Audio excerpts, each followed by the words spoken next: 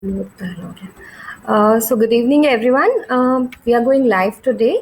We're going to have a live session by Advocate Vijay Sharma, sir, who is practicing since 42 years. He is the sole motivator of District Tax Bar Association Faridabad, with the biggest tax bar of Haryana.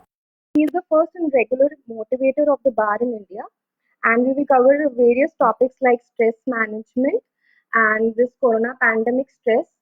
I invite everyone here to ask questions. आप सब जो भी आपकी queries हैं आप वो पूछ सकते हैं.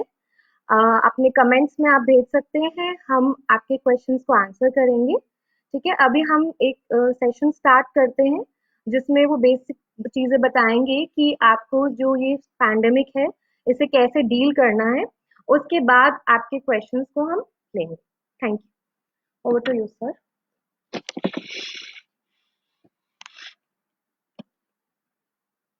वैशाली जी नमस्कार, और बाकी बहनों बेटियों को भी मेरा नमस्कार. और आज मैं अपने आप को बड़ा भाग्यशाली के मान रहा हूँ कि उन माताओं की सेवा में मैं उपस्थित हूँ जिसको ये कहा जाता है कि उनके पैरों के नीचे जन्नत है. वाकई ही आज मैं बड़ा भाग्यशाली हूँ. My dear sisters, daughters, children, ये जो महामारी है ये वाकई ही खतरनाक है, पर ये पहली महामारी नहीं. ये दुनिया में पहली महामारी नहीं आई जिससे इतने घबराने की जरूरत है. पहले बहुत महामारियां आई. आपको जानकर ताज्जुब होगा कि रोज 1300 आदमी टीबी के हिंदुस्तान में मर रहे हैं, डेथ हो रही. 750 आदमी रोज एक्सीडेंट से डेथ हो रही है. और जब लास्ट महामारी आई थी डेंगू की, तो जितनी डेथ हिंदुस्तान में अब तक हुई है उससे 10 गुना डेथ एक ही दिन में दिल्ली में और आसपास हो गई. आप इसे घबराइए मत. घबराने की वजह मैं समझ सकता हूं कि इसकी अभी कोई दवाई नहीं है. सिर्फ एक ही वजह, जिस दिन दवाई निकल आएगी घबराहट खत्म हो जाएगी. क्योंकि इतनी बड़ी बड़ी बीमारियां जब इलाज हो सकता है, ये तो कोई बहुत बड़ी बीमारी है ही नहीं. ठीक है, ये वायरस ट्रांसफर हो रहा है, आदमी मर रहे हैं, 1.25 लाख आदमी मर गया है, पर हिंदुस्तान में पाकिस्तान में इसका प्रकोप कम है. उसके बहुत सारे रीजन हैं. सबसे बड़ा रीजन ये है कि वहाँ जो एज है अमेरिकन की, इटली में, दूसरे देशों में एज वहाँ 90-90 साल के, 95-95 साल के लोग हैं. हमारे यहाँ इस एज ग्रुप के लोग कम है. हमारे यहाँ इम्यूनिटी सिस्टम इसलिए मजबूत है. दूसरी बात यह है कि हमारे यहाँ वहाँ जो दवाइयाँ हैं वो डॉक्टर के रिकमेंडेशन पे ही लोग खाते हैं, परंतु हमारे यहाँ केमिस्टों से दवाइयाँ खा ली जाती हैं. और केमिस्टों ने इतनी सारी दवाइयाँ हमें एंटीबायोटिक दे रखी हैं कि छोटे मोटे वायरस हम पे असर नहीं करते.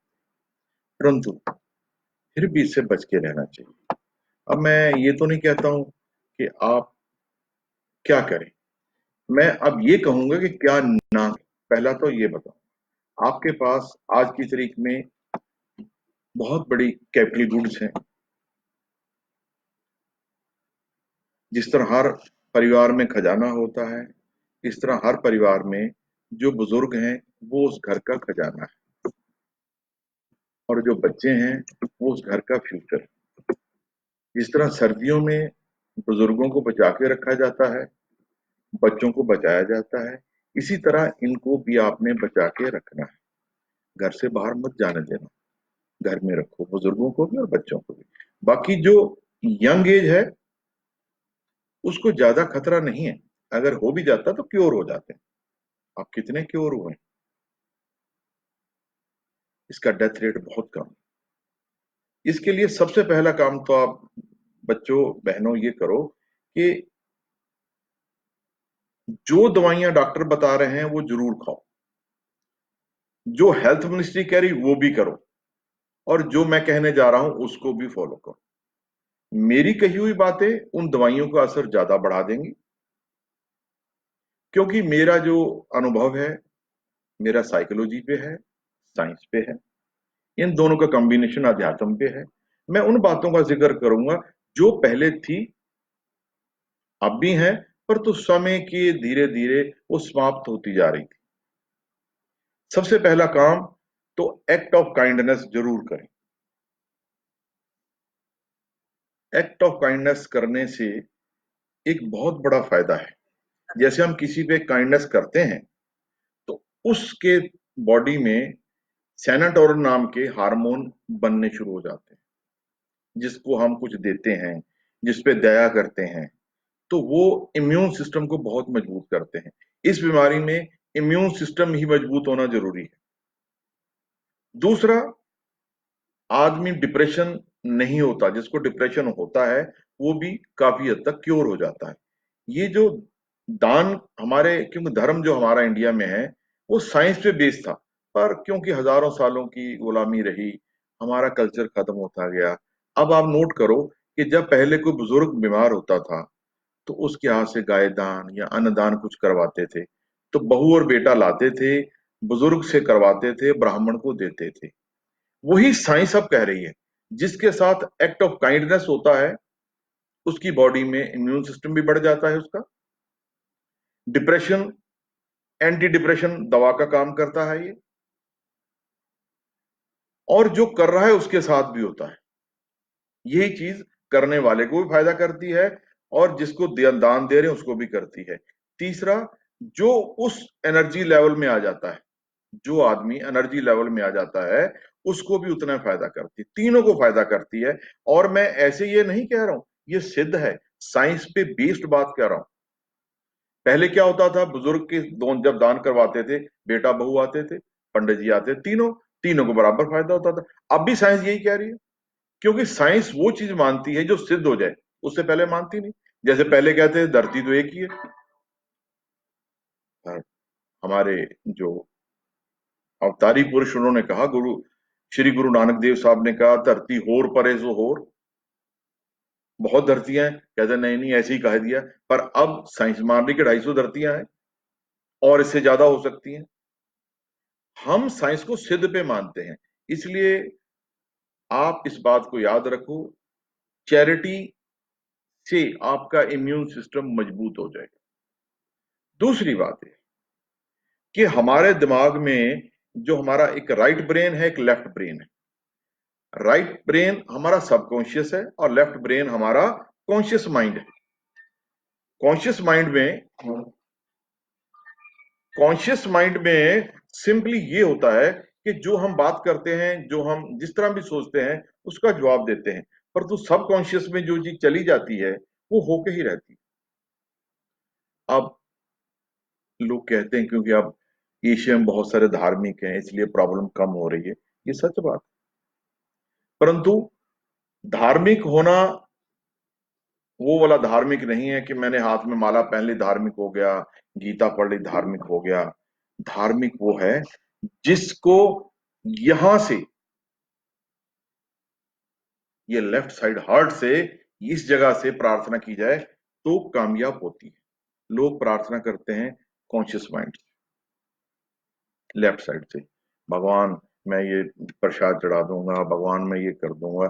भगवान से सौदेबाजी होता, सौदेबाजी मत करो, सिर्फ उसको दिल से कहो। आपके शब्द, एक्शन, विजुअलाइजेशन एक ही लाइन में होनी चाहिए, जब आपकी प्रार्थना स्वीकार होगी और निश्चित होगी। मैं इसको अपने यकीन पे कह रहा हूं। जब मैंने ये सीखा था प्रार्थना करना, प्रार्थना करना, प्रार्थना सब लोग करते हैं, परंतु प्रार्थना बहुत सीधी होनी चाहिए। प्रार्थना में कोई मंत्रों का बहुत ज्यादा नहीं होता, प्रार्थना दिल से की जाती है। जब मैंने प्रार्थना के बारे में सीखा तो सबसे पहले 2005 में, सॉरी 2005 में मैं ट्रेन में बैठा हुआ था, तो एक बच्चा अंबाला प्लेटफार्म पे बैठा हुआ था, हैंडीकैप्ड था, और मैं ट्रेन में बैठा हुआ था। तो मैं चेक करना चाहता था क्या प्रार्थना वहां असर करती है। मैं वहां बैठ के अपनी ट्रेन में उस बच्चे को देखा और प्रार्थना की। बच्चा मुड़ के देखने लग गया और मुझे हंसने लग गया। मैंने उस बच्चे को कभी नहीं देखा, मैंने उसके लिए प्रार्थना की।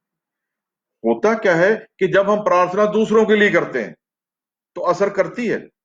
आप अपने आप को, प्रार्थना ये मत करो कि मैं और मेरे बच्चे ठीक रहें, प्रार्थना जरूर करो परमात्मा से, क्योंकि प्रार्थना मंजूर होती है, परंतु करो सबसे पहले दुश्मनों के लिए करो। मैंने एक जगह कहा दुश्मनों के लिए करो, तो लोग कह रहे साहब वो तो हमारा बुरा चाहते हैं। मैंने कहा जो चाहता है वही मिलता है। आप में से ज्यादातर, क्योंकि हमारे यहाँ हिल स्टेशन एक ही है, एक नहीं पर नजदीक है, मसूरी। मसूरी में एक वो है, हिल है, उसका नाम है इको पॉइंट। इको पॉइंट पे खड़े होकर आप जो बोलोगे कुछ सेकंड में वही आवाज वापस आएगी, और बड़ी स्वीट साउंड आई होगी वो, और बहुत बढ़िया होगी। इसी तरह जब आप किसी के लिए प्रार्थना करते हो तो वो प्रार्थना लौट के तुम्हारे पास आती है। यदि तुम अपने लिए ही करते हो तो इसकी कोई गारंटी नहीं है कि वो प्रार्थना है, वो तो एक सेल्फिशनेस है। हर आदमी अपना भला चाहता है, परंतु भला वो है जो दूसरों का चाहो। आप विजुलाइज करो प्रार्थना करते हुए कि परमात्मा, इटली में लोग ठीक होके चल रहे हैं। ये मत कहना कि ठीक हो जाएं, क्या ठीक हैं, वहां ठीक भी हैं। अगर ठीक के लिए प्रार्थना करोगे तो बीमार नहीं पड़ेंगे। अमेरिका में लोग ठीक हैं, उनके लिए आप धन्यवाद। क्योंकि बहुत साल पहले, 1950 से पहले, लगभग लोग शुक्राने की अरदास करते थे कि परमात्मा तुम्हारा बहुत बहुत शुक्रिया कि आपने हमारा ये काम कर दिया। अब अरदास का कुछ मेथड बदल गया है कि परमात्मा हम ये चढ़ाएंगे तुम्हें अगर तुम हमारा ये काम करा दोगे तो। ये प्रार्थना नहीं है, ये सौदेबाजी। प्रार्थना करो शुक्राने के लिए, शुक्रिया अदा करो। जब हम दिमाग से, सबकॉन्शियस से कोई भी काम करते हैं, कोई भी काम करते हैं, प्रार्थना हम करते हैं, तो दुनिया की तमाम ताकतें अगर वो पॉजिटिव है, प्रार्थना तो लोगों के भले के लिए है, तो तमाम ताकतें हमारी मदद करने के लिए आ जाती हैं। और यदि हम नेगेटिव करते हैं तो स्वयं अपने नुकसान के हम किसी का नहीं फायदा करते। यदि लोग ये कहें कि साहब फलाना आदमी मर जाए, फलाना ये हो जाए। एक बार एक तांत्रिक मेरे को मिला, उसने कहा कि भाई मैं ये कर सकता हूँ, वो कर सकता हूँ। बोला एक आदमी का मारना मेरे बाएं हाथ का काम है। मैंने कहा अच्छा भाई, तू एक काम कर, कितने पैसे लगते हैं? बोला 300 रुपए। मैंने कहा मैं तुझे 3 लाख दूंगा, तू पाकिस्तान के जनरल को मार देना, परवेज मुशर्रफ साहब को, यहीं बैठा बैठा। बोला जी वो नहीं हो सकता। मैंने कहा कुछ नहीं हो सकता। आप सब लोग प्रार्थना कीजिए भलाई के लिए, मारने के लिए कभी किसी को यंत्र ऐसा बना ही नहीं है, क्योंकि एंटी नेचर कोई काम कुदरत मानती ही नहीं है। प्रार्थना कीजिए, प्रार्थना में विजुलाइज कीजिए कि सब लोग ठीक हैं। थैंक्स गॉड हिंदुस्तान की तमाम जनता ठीक है, आर्मी ठीक है, पुलिस ठीक है, डॉक्टर ठीक है। इन सब के लिए प्रार्थना कीजिए। जब आप इन सब के लिए करोगे, हिंदुस्तान तमाम के लिए करोगे, तो उसमें आपका परिवार भी आ जाएगा। अब मेरे को फोन आते हैं कि साहब हमें डर बहुत लग रहा है। वाकई लोग बहुत ज्यादा भयभीत हैं। भयभीत होने के लिए 3 बातों का इस्तेमाल करो। सबसे पहले, सुबह उठ के जब उठो तो आप परमात्मा का शुक्रिया अदा करो कि परमपिता परमात्मा, तेरी बहुत मेहरबानी है कि तूने हमें रात को अच्छी नींद दी है, चाहे नहीं सोए तब भी ये कहो। दूसरा, नहा धो के कहो थैंक्स गॉड, मुझे तुमने जिंदा रखा, मैं बढ़िया हूं, तंदुरुस्त हूं। फिर दुनिया के लिए प्रार्थना, वो प्रार्थना मंजूर होगी। होता क्या है कि हम अपना तो स्नान कर लेते हैं। एक बहुत बड़े मनोवैज्ञानिक हुए हैं, उन्होंने कहा है कि हमें डेली अपना दिमाग को शैम्पू करना चाहिए। शैम्पू दिमाग को कैसे हो सकता है? क्या नहीं हो सकता, उसने कहा है, परंतु दिमाग को क्लीन करना ही शैम्पू होता है। उसके लिए मैंने, आज तो समय नहीं है, किंतु मेरे यूट्यूब चैनल पे आप देख सकते हो, एक रिवर्स विजुअलाइजेशन है, उस पर मैंने पूरा लेक्चर दिया है। मेडिटेशन आज के दिनों में बहुत काम आए। जो मेडिटेशन करेगा, जो भी मेडिटेशन करेगा, उसका इम्यून सिस्टम बहुत मजबूत हो जाए। और जो रिवर्स विजुअलाइजेशन करेगा, उसके दिमाग से नेगेटिविटी निकल जाएगी और पॉजिटिविटी आ जाएगी। जब पॉजिटिविटी आ जाती, तंदुरुस्ती आ जाती।